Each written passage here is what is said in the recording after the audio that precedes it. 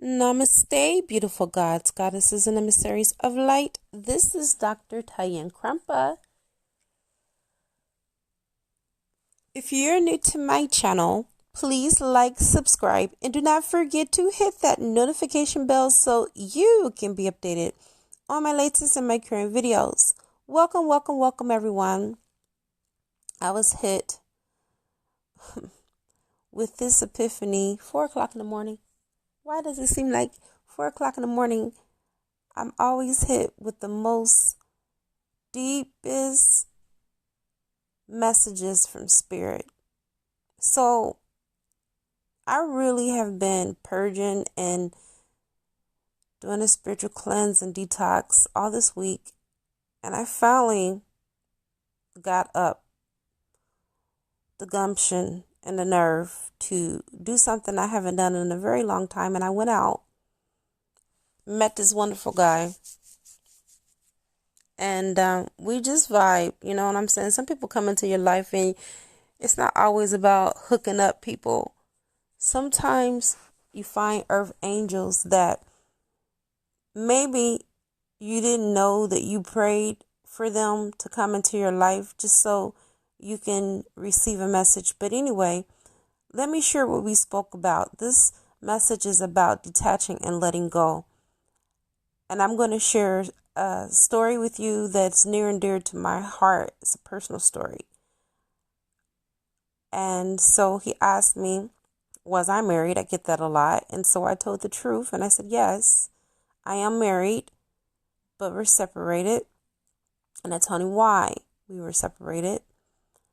And in sharing my story with him, he related something back to me about African men and how their families can enable them to not be their very best because of what they can receive from the person.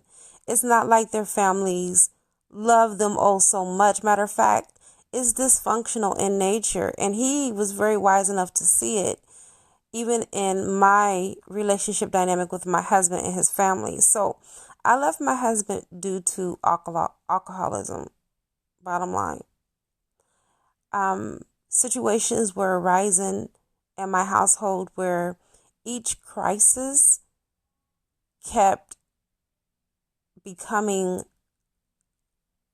worse than the last crisis in the household. And I finally was in fear that I would come home and I would find either my husband dead or my children laying dead on the floor. That's just how, it didn't get to that point because I left. But for me to even think that it could was a problem. And so I reached out to his family due to his alcoholism. And of course, I was the one that got talked about and things got twisted. Of course, my husband defended himself against me. And so we separated and we've been apart ever since. But I'm using this as an example because detachment and letting go doesn't have to only apply to you. If you've been affected by someone that is an alcoholic, let me get myself together. It could be for any situation. If you've been in a relationship with someone who is abusive, emotionally or physically, or if you're just with someone that is a serial cheater and cannot commit to you, and you know you're more than deserving, more than worthy of having loyalty and commitment, I want you to take my situation, and no matter what your situation is, I want you to apply how to detach and let go in these techniques. But let me finish the story. So we were talking about how, and I'm not just using this for, I'm not prejudiced against Africans or anything like that. I'm just saying what the conversation was that came from an African. Okay, he said in the African culture, Africans have the tendency to cover over their people's sins, because, once that gets out in the community, if their families stand against them, then it can cause more shame on the family, etc. So instead of helping, they oftentimes sit back and enable, which makes the person that has the issue or disease with alcoholism or drugs, take it to whatever your situation is, apply it to it, worse. And so the person never becomes healthy. In fact, it enables them to continue on a downward spiral, even though it's affecting those that are around. So I tried to take an approach that I felt that was healthy.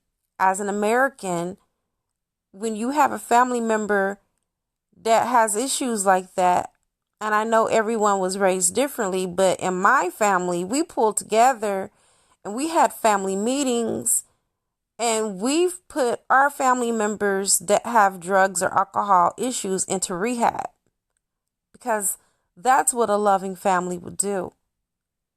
And so I thought, since from the outside looking in, I thought that the African culture were even more close-knit than the American families. But I see that sometimes motives is what glues them together and not love. Okay? What they can get out of the situation. And I also, from speaking to my friend I just met, he said that, sometimes when they come together like that, that automatically makes you a black sheep.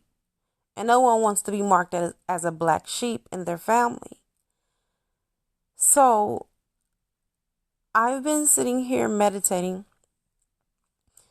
And one thing that I've been seeing for the last few days, and I know that it's been Spirit answering me, is the only best situation for anyone involved in any of the scenarios. Doesn't have to be my own personal experience with, being a spouse of an alcoholic, but any situation to where you are attached to someone who isn't there in the relationship because of their inability, whether it's a mental illness, drugs, alcohol, or any type of addiction. All right, because I know that some people have gambling issues as well. All right, sexual addictions, any addictions. I'm covering all ground. Just take it and apply it to your situation. The best thing that you can do for yourself and that person is to completely detach yourself from that person and situation and let go. I have been,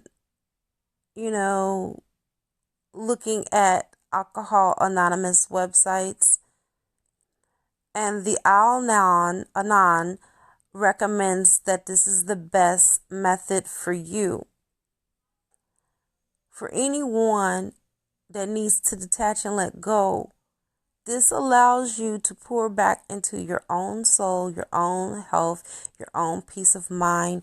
And no, do not feel guilty, because let me tell you something. I have tried. I have overtried. I have overcompensated. I have given so much to this cause to the point where I even had to cure myself of diabetes. I've gotten sick with diabetes and high blood pressure. Trying to save him, I became a mess. Don't let that happen to you. I'm fortunate enough, being a doctor, that I know how to heal myself. Not everyone is that fortunate, and diabetes is one disease and illness that you do not want to play around with. You don't want to make yourself sick in the process trying to save somebody who don't want to be saved. My husband doesn't think that he has a problem. He doesn't see that he has a problem. And I've tried to cover this for as long as I could until I started connecting more and more with people from the Al-Anon and family members that are victims of alcoholics such as myself. And the more that you cover it up, the more that it continues to enable them to continue to be who they are or who they think they are, which in their mind, in their figmented mind, and their figment of their imagination, they don't think that they're an alcoholic. They don't think that they have a problem. So trying to convince someone of that nature is like talking to a brick wall. And I realize I've prayed, I've done everything I could in my power to save my marriage. But I realize that if an alcoholic don't want to be saved, there's no saving. They have to want it for themselves, people. And even if your person is not an alcoholic, they have to want and value the relationship enough that they won't do the things to you that will hurt you if they love you. An alcoholic doesn't know anything about love. They love themselves. They put themselves before other people. Because if you know that what you're doing is affecting the other person, you wouldn't do it. And so if they do it anyway, that's devoid of any love. And you have to completely detach yourself from that person and situation. Because if not, you will lose your sanity and you will lose your peace of mind trying to become a sacrificial lamb and a martyr to someone else's cause when they ain't even showing up them damn selves to fight. And here you are, you're in the boxing ring all by your lonesome, all by your darn self.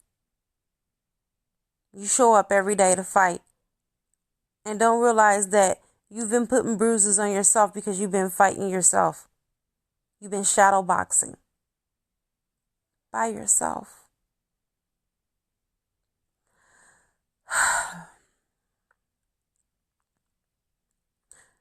The real reason why I'm not with my twin flame is because my twin flame is an alcoholic and is devoid of any reasoning and logic. And my husband is unreasonable. I can't make any breakthrough or logic with him. He only wants what he wants. And so, therefore, that is the wedge between us.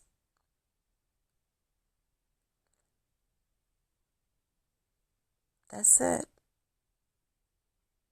In situations like this, like everyone have different soul contracts that they have with their twin flame. The best thing that you can do, no matter what your situation is with your twin, if they are making it very difficult for you and they're not wanting union, they're not wanting to reconcile, you have to, for your own sanity, it's not going to be easy. Trust me. It would be very difficult, but it would be the most necessary thing that you need to do in the grand scheme of things. And it would be the most beneficial thing that you would ever do for yourself. It's completely detach. No phone calls. No checking their social media. No nothing. It will be almost like you're going through withdrawals as well, because the last few days have not been easy for me because I'm always used to texting my husband, telling my husband how much I love him, which I really do, but I had to take my mind off of it.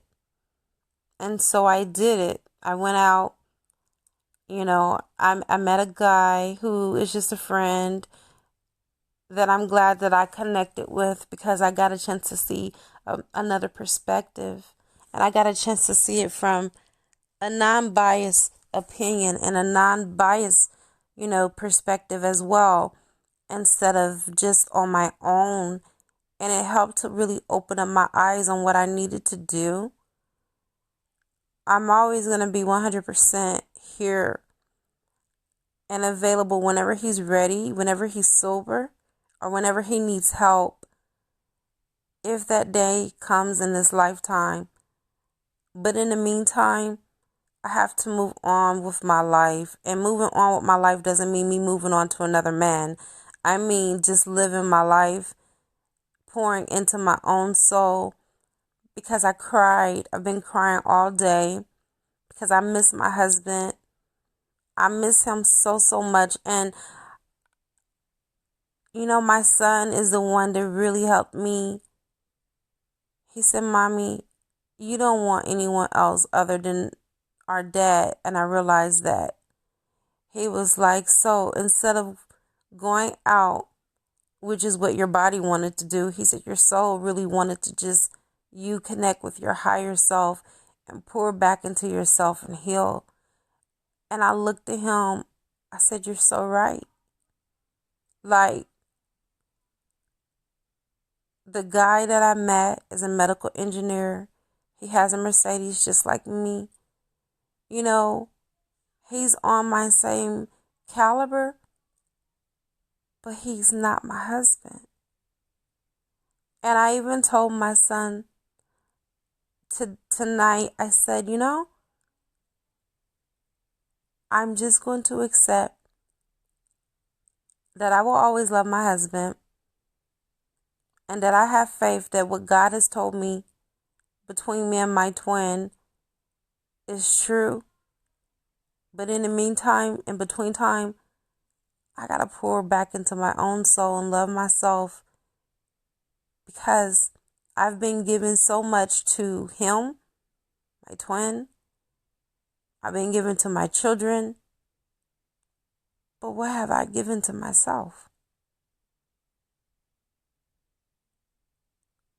Besides the nice clothes and the nice vehicle that I drive, that's about it. Like, what have I really poured into my soul that can lift me up from where I am? And my son said, "Mom, you've given yourself spirituality.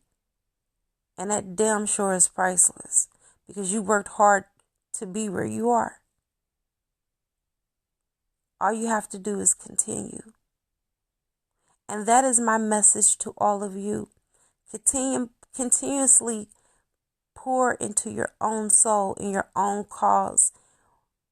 You cannot continue to sacrifice your own soul to save someone else's. And one thing that I read just before I slept off is that